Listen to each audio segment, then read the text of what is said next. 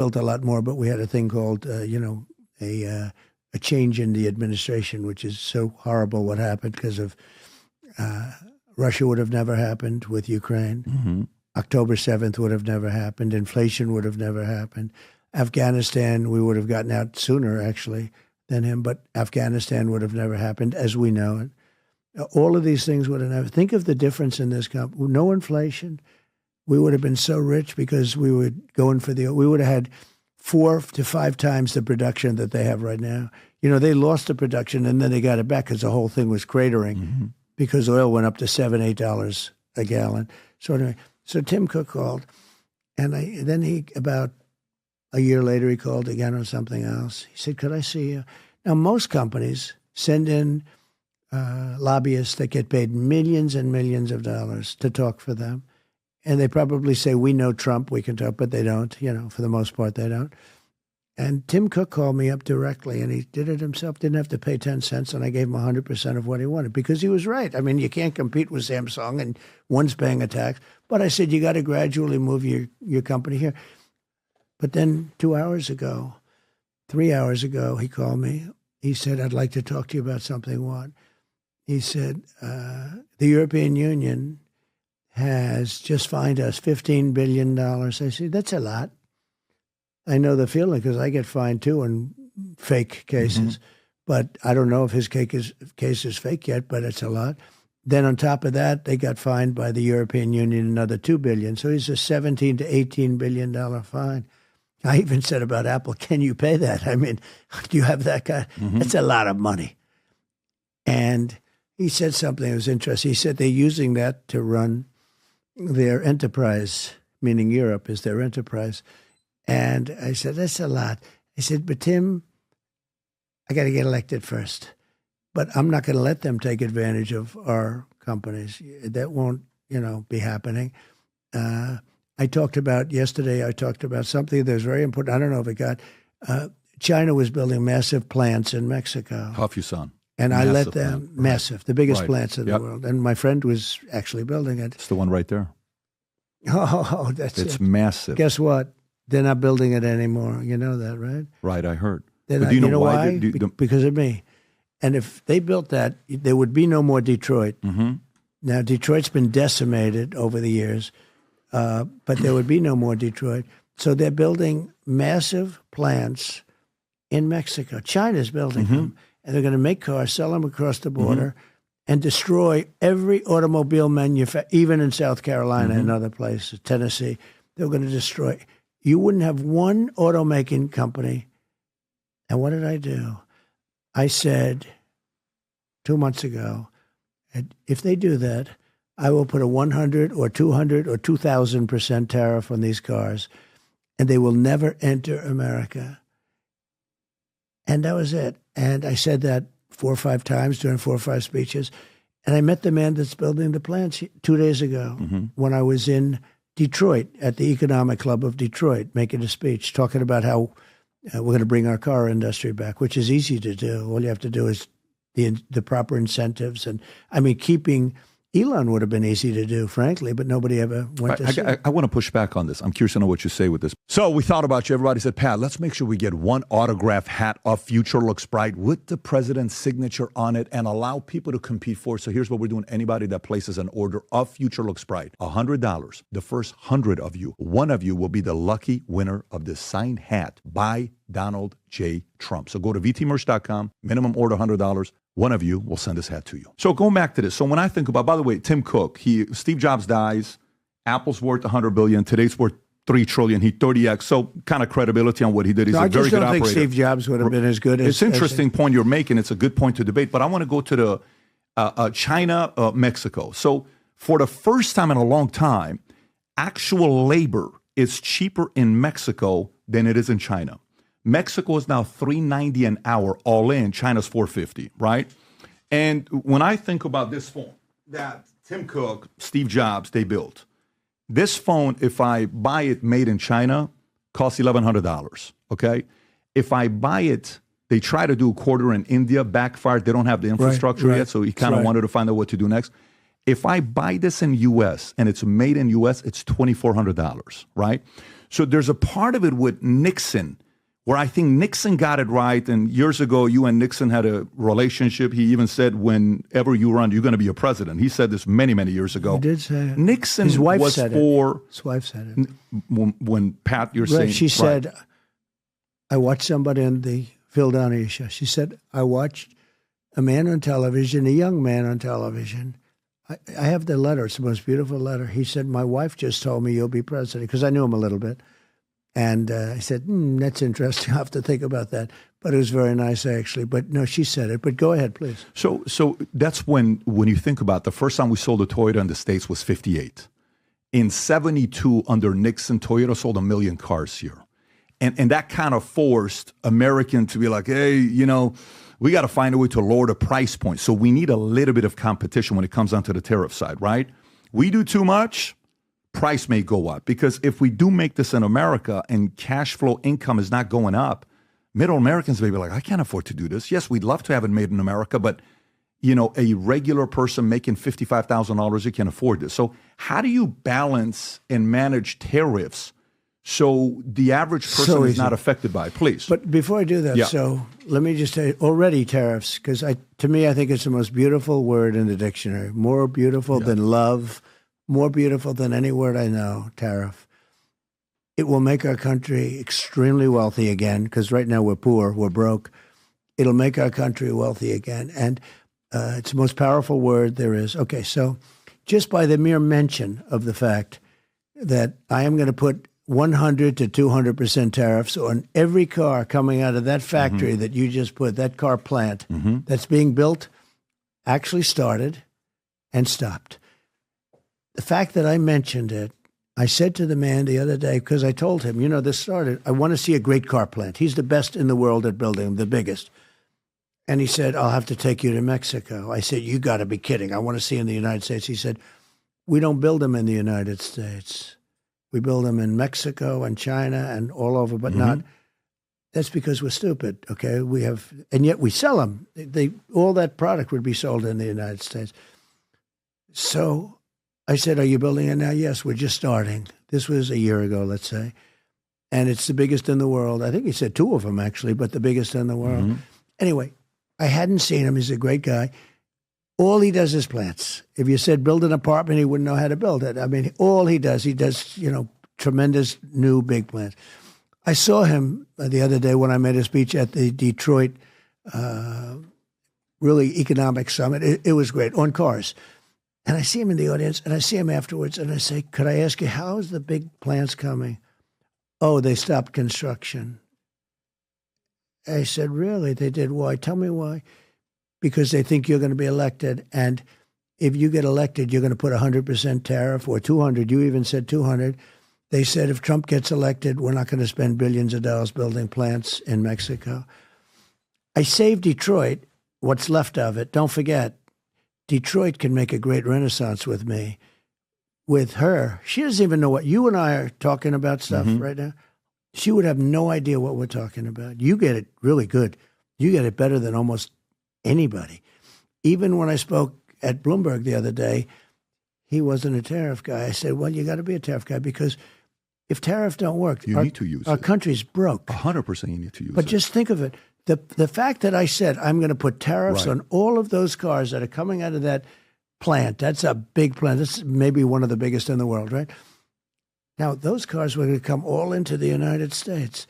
If they come into the United States, that means there's not going to be any room. That makes more than Detroit makes, okay, than everybody.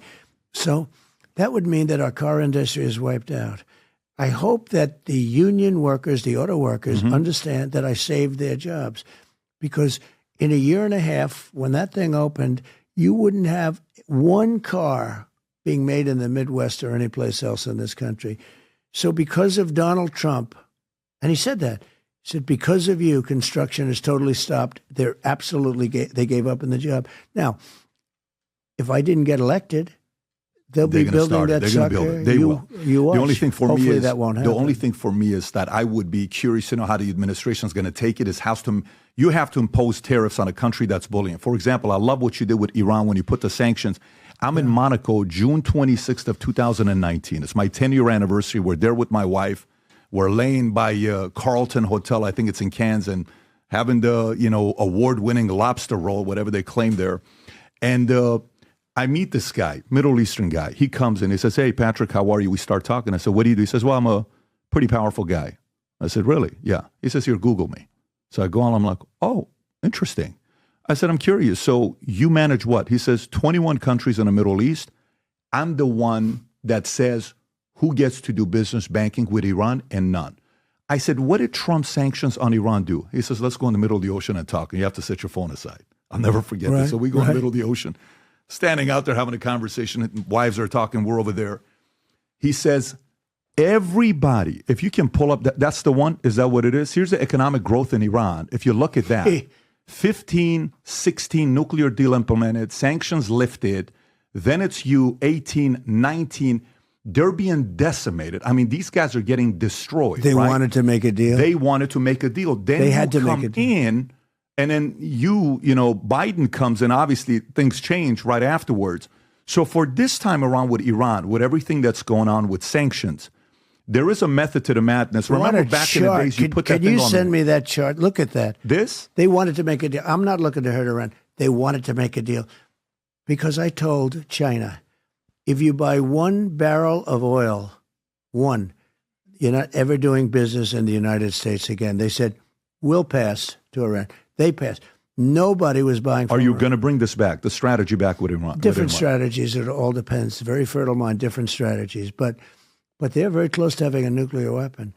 You have to understand, I didn't want much. All I wanted is you can never have a nuclear weapon. I didn't want much. I wanted Iran to be very successful.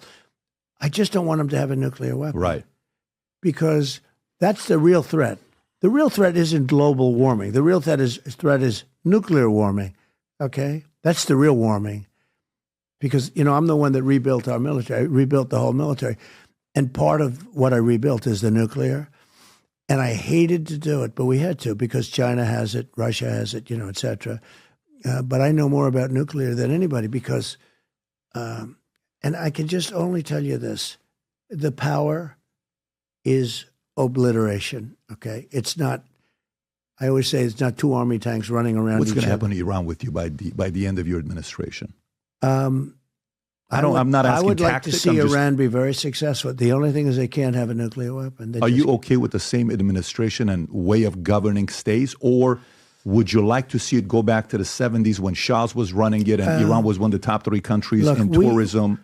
We can't get totally involved in all. We can't run ourselves. Let's face it. Sure. Patrick, we can't run ourselves. You put sanctions, they don't have, the people are going to turn and flip on them. It's not going to be I think if you would have When I handed it over, I told them, right now, make a deal with Iran, they'll do anything. They want to make a deal with me.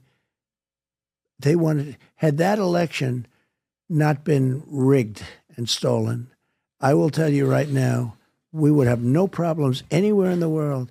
Viktor Orban, he's a very tough guy and a very smart guy. And he's, some of the European countries don't like him because he's, sure, smart. Makes sense.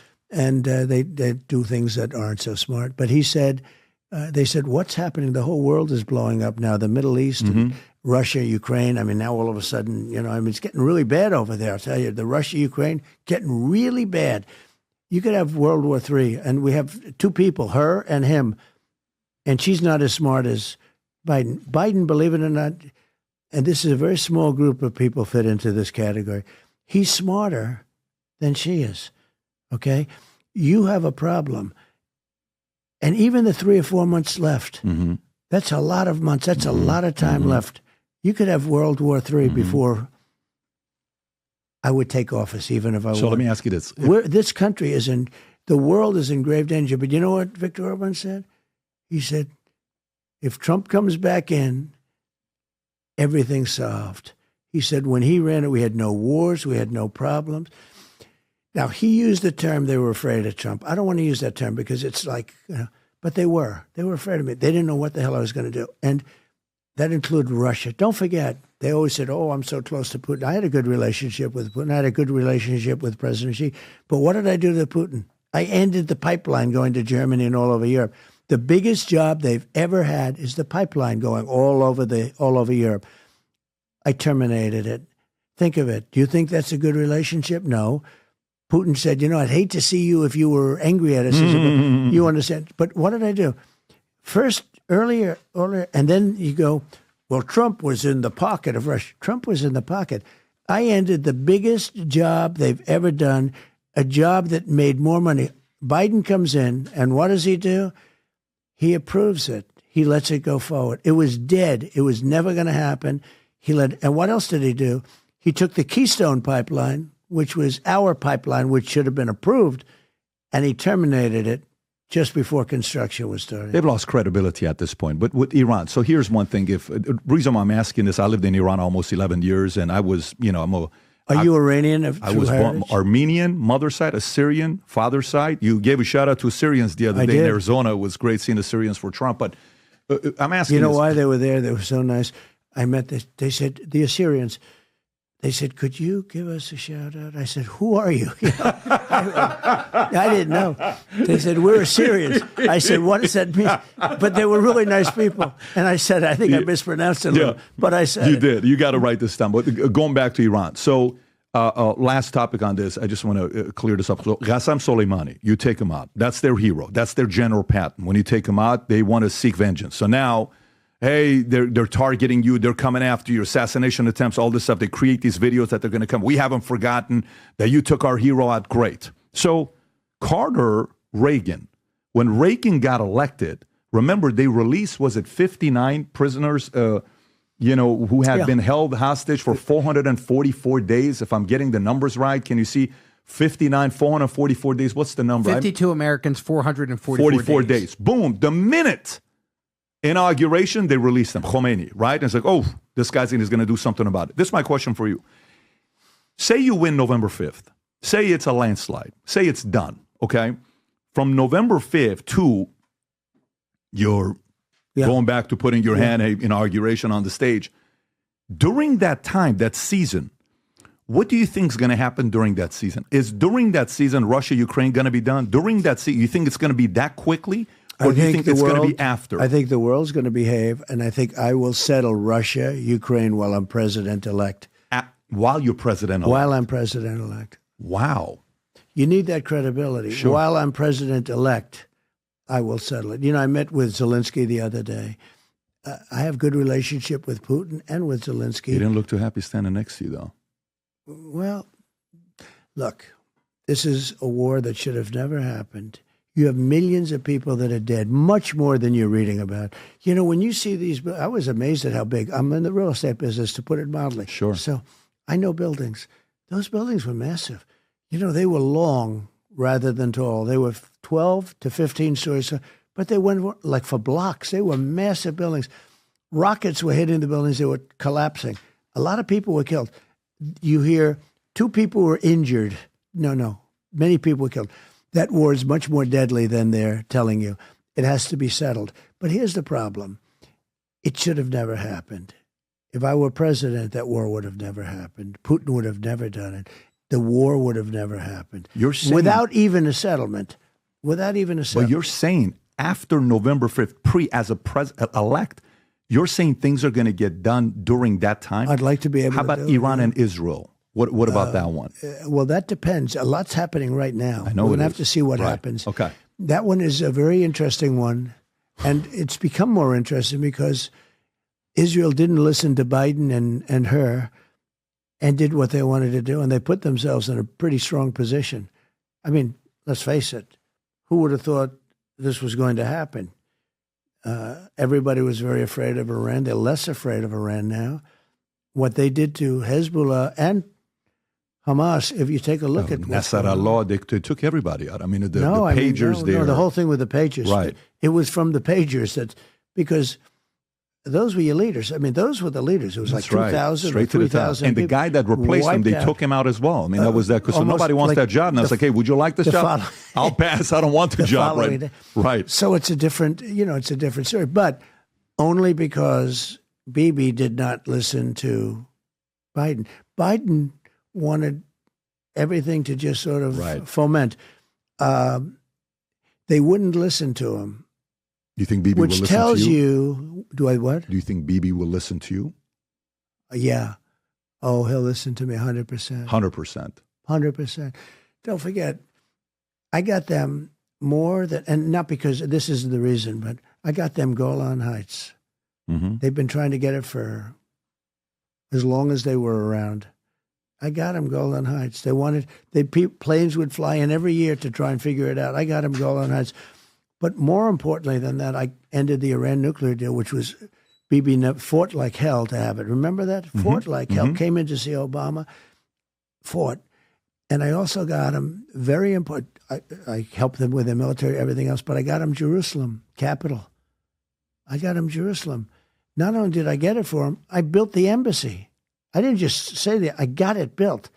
And I built it for peanuts, too. I didn't spend $2 billion. I built it for... I love what you said the other day when you were doing the new Air Force One from $5.3 billion to $3.7 billion. Hey, who would have paid? They would have paid for that. It's great to have a negotiator. Does that mean you made $1.7 billion, which is insane. You're sitting there and it's like, yeah, Obama, they just cut the check. And I'm like, what are you talking about? An operator would never do that. I have a few minutes. I want to hit a few questions with you. So you get in. When you work for a new company, you get a job, you go to HR.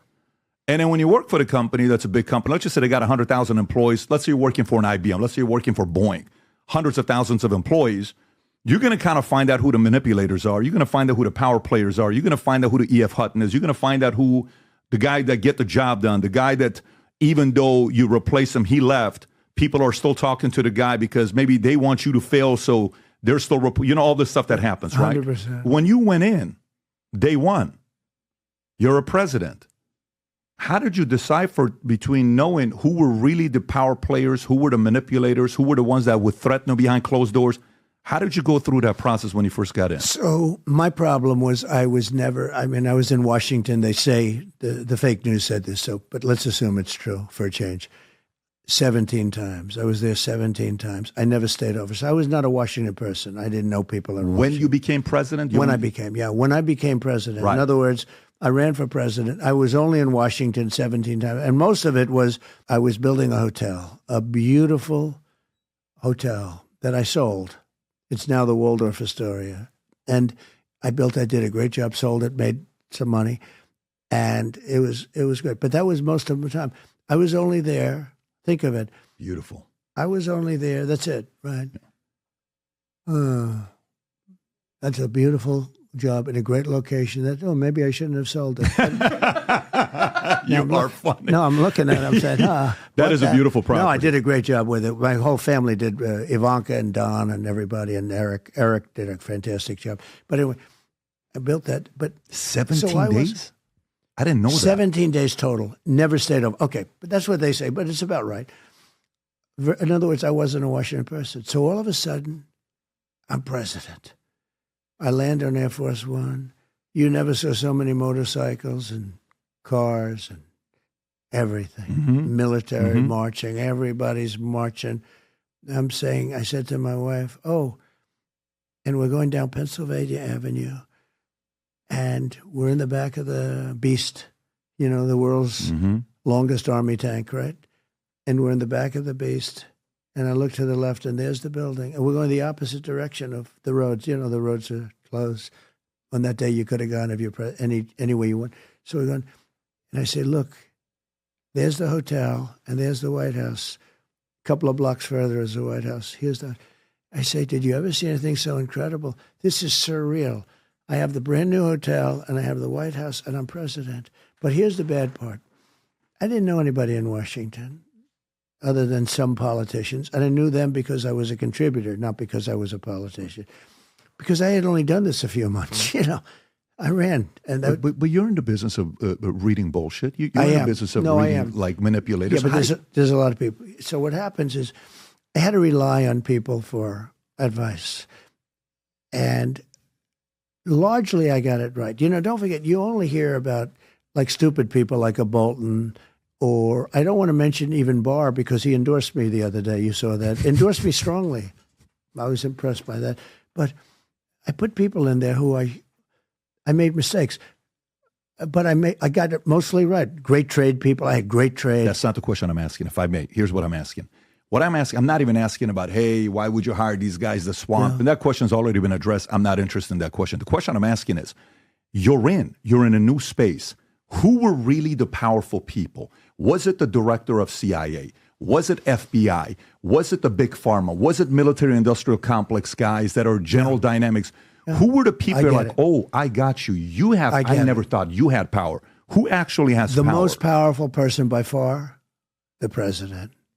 Power over everybody. Power. The power is enormous. Most people don't believe that. It is. But there is a sort of a deep state. And a lot of that's people that have been there. And then there's some bad guys, there's some bad people. Then there's a radical left, which I think are more dangerous in many ways than the other countries. I really do. You know, guys like Shifty Adam Schiff and other people. They're bad people. They're sort of sick people. Not stupid people either, by the way. Smart people. Sure. But they're vicious, but they're very bad for our country. Is Adam Schiff powerful? Can you imagine? Well, he made up the Russia hoax. He and Hillary. What I'm saying is, who is their boss?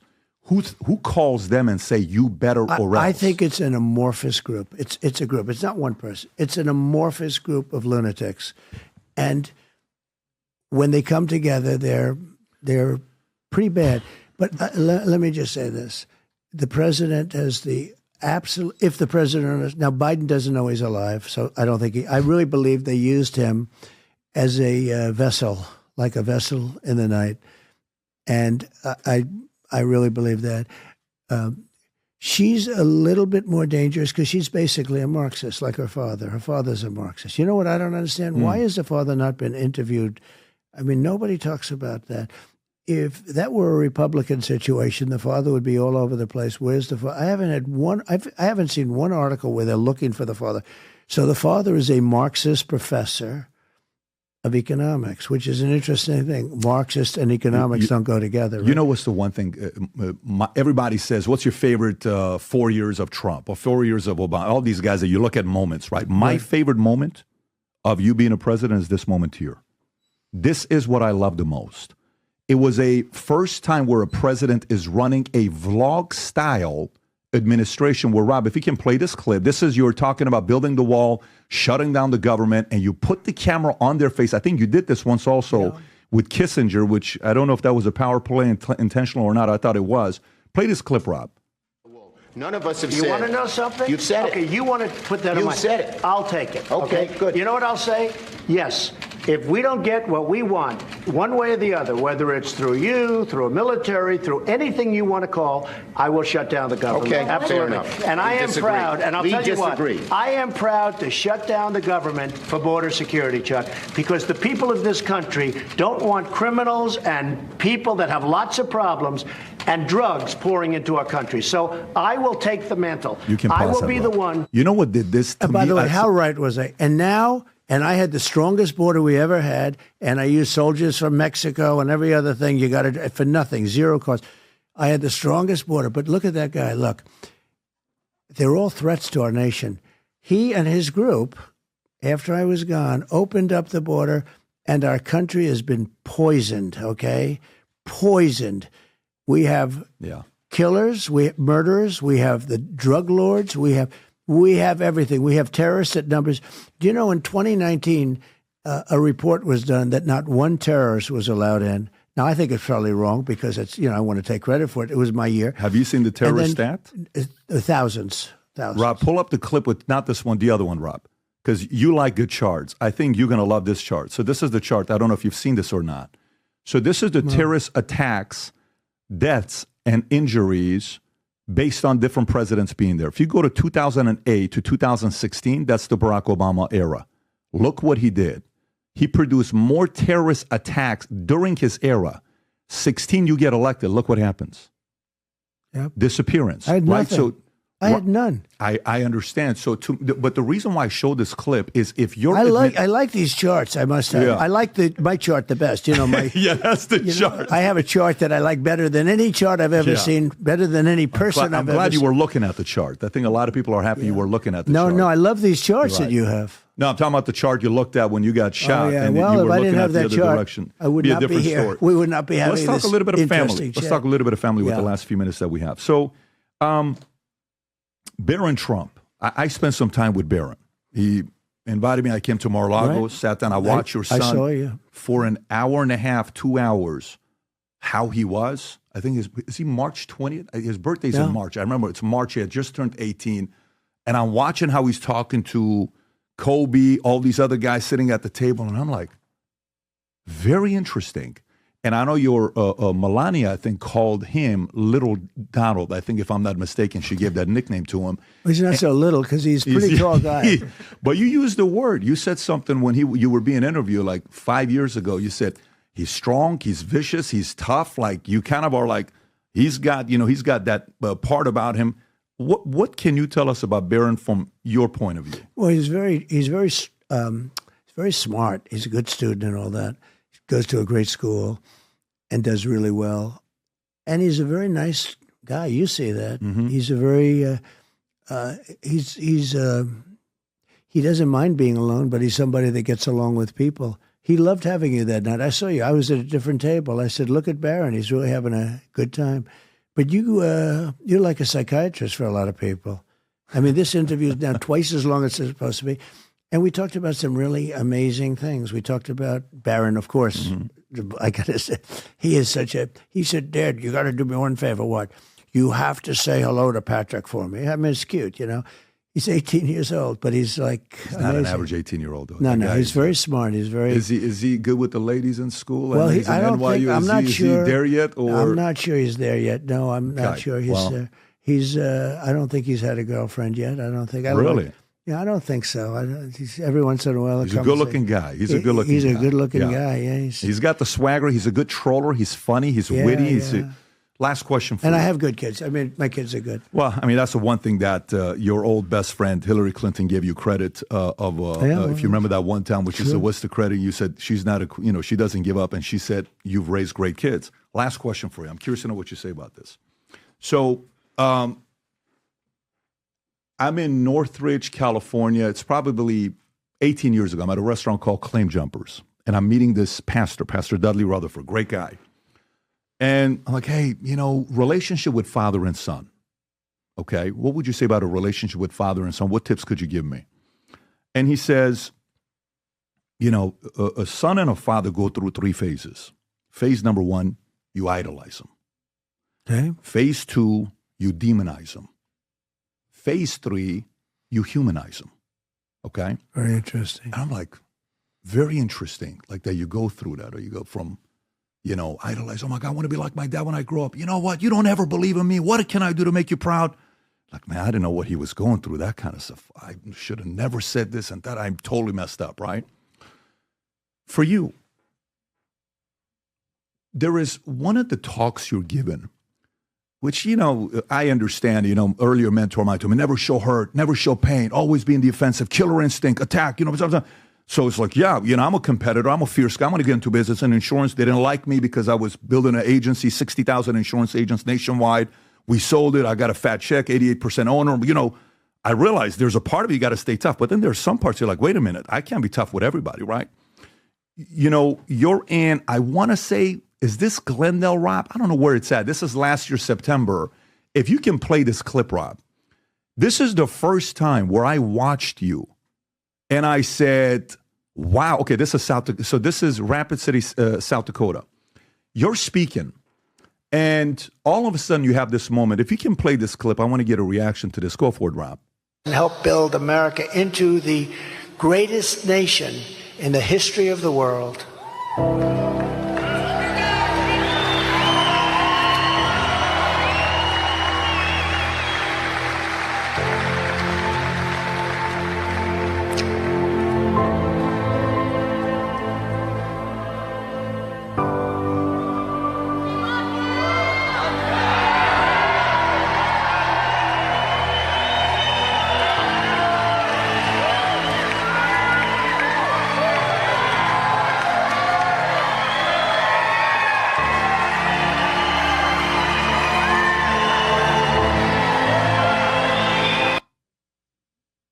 45 seconds, you're holding yourself back?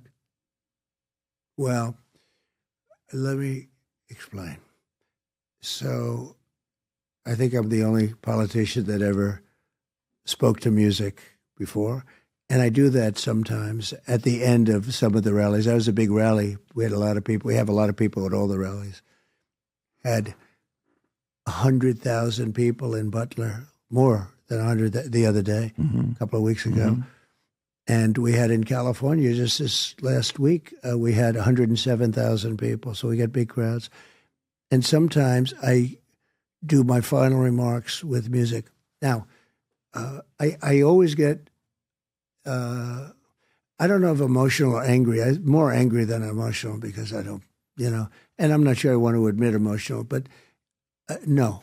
I tend to wait when the music goes on. I tend to wait maybe 30 seconds, maybe 20 seconds. So, I mean, I don't want to spoil your thing, but I want to be honest. No, it wasn't emotion. It is sort of anger, which is, of course, an emotion. But my closings for the rallies, sometimes I play that music. And I talk about how bad we're doing, how badly. We're doing terribly as a country. We're a third world nation. Look, we are a nation in decline. I mean, we are in serious decline. And now on top of it, they're allowing all these people to come in, and it's not sustainable, et cetera, et cetera. And I go into that during this. It's a different rally. It's a different rally speech. I used to go right from my regular speech, and then the music would come on, and I didn't like it. Now the music comes on, and I wait 20 or 30. So I don't want to ruin your thing, but that's but you know why I'm asking. I'd like to say, you know why I'm asking a question? I would question? like to say I was crying but I didn't. Here's why I'm asking a question. I'm asking a question because I think your life with Americans has been that. Yeah. I think you were idolized for decades. Then you were demonized. And I don't know, when I watch, Nixon at his wife's funeral, you see him, like, this guy's got feelings. Pat, when you see Reagan, when you see Putin, when one of his friends, when you see some of the most, Michael Jordan was a killer instinct when his father, when I think about, we don't have to play this, when I think about you, a lot of the folks I talked, I'm like, man, does this guy have feelings? Is he like that cold all the time? Is he that competitive that it's always never show hurt, never show emotion? Is it like that even at this phase? Like, can I get an ounce of feeling from the guy that I can sit there and say, man, I want to humanize this guy. This guy's like me. Why am I expecting this guy to walk on water? I don't know, I think there's an opportunity for the American people to go through that with you, I know. To experience that. And by the way, if you say... And there's nothing wrong with it. Right. I don't personally think that the American people want to see, especially at this point, our country is doing badly. I don't personally think they want to see a president that cries. I mean, I'm not saying cry. I'm not at all talking about crying. This is not at all about crying. This isn't one of those moments like, hey, the goal is to get him cry. It's not that. It's to see a side where somebody says, you know what? I'm going to vote for this guy. Yeah. I'm going to support this guy. Yeah. No, I understand it. And certainly there could be that time. Look, I'm very sad by what's happened to this country. We're not respected anymore. We will be respected very soon. It won't take that long. But we have to fix our country. Our country's broken. This has been the worst president and vice president in history, and now she's, running for president. And if for some reason she won, and I believe the only reason they can win, I really believe that. I don't think people would vote for her. I just don't believe it can happen. But I think, Elon Musk says it better than anybody. He says our country's finished, essentially. He said it would be finished.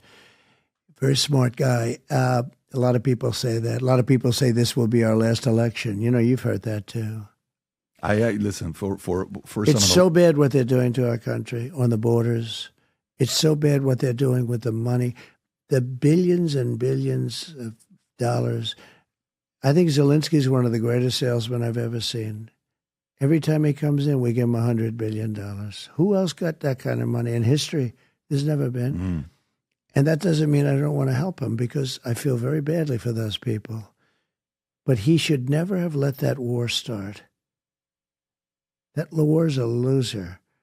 Ukraine, remember, is not Ukraine anymore. Every city almost is knocked down to the ground. All those beautiful golden domes are laying on their side, smashed to smithereens. There's no city. You go into the city and every building is demolished. It looks like a demolition crew went through. They've been hit by missiles. This should have been settled before it started. It would have been so easy. If we had a president with half a brain, it would have been easy to settle.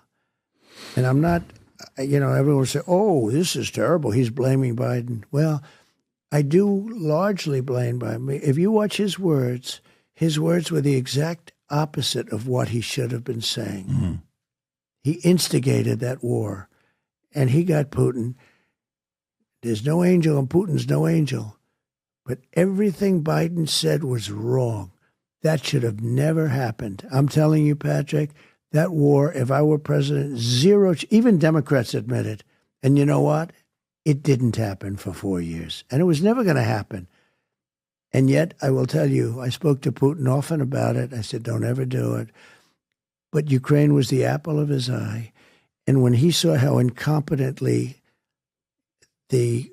our country, our president, our stupid generals like Milley, who's a stupid person, when he saw how incompetent we were in Afghanistan, the most embarrassing moment in the history of our country, I believe, when he looked at that, he said, Trump is gone. These people are idiots. I'm going to go in to take the apple of my eye. Would have never happened if I was there. And this has been very interesting being with you. Likewise. My son's right about you. Very, very good. I've really enjoyed it, Mr. President. Thank you for making the time to be here with us. Thank you very much. Patrick. Yes. It's a great honor. We'll do it again. Likewise. Looking forward to it. Good. Thank you very much. Thank you. So we thought about you. Everybody said, Pat, let's make sure we get one autograph hat of Future Looks Bright with the president's signature on it and allow people to compete for it. So here's what we're doing. Anybody that places an order of Future Looks Bright, $100. The first 100 of you, one of you will be the lucky winner of this signed hat by Donald J. Trump. So go to vtmerch.com, minimum order $100. One of you will send this hat to you.